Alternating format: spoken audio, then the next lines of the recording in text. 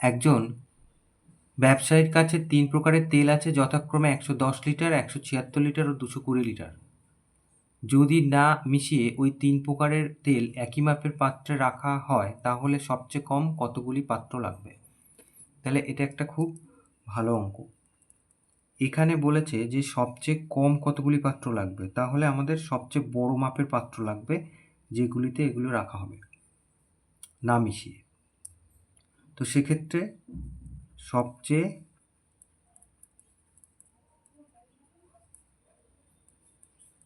বড় পাত্রের মাপ ১১০ লিটার,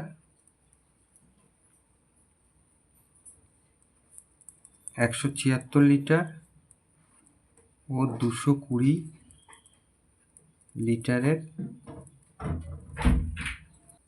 গসাগু হবে। তাহলে আমরা গসাগু করি প্রথমে।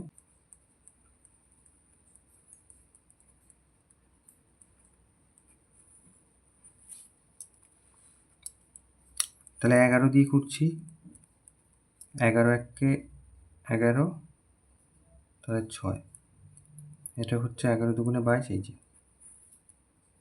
তাহলে ২ ৫ দুগুণে ১০, ৮ দুগুণে ১৬ আর ১০ দুগুণে ২০।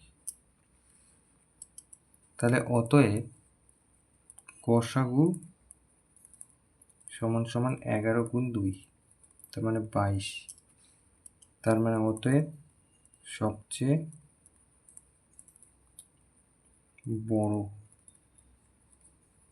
পাত্রের মাপ ২২ লিটার। তাহলে এবার কতগুলো পাত্র লাগবে মোট দেখি। অতএব মোট পাত্র লাগবে,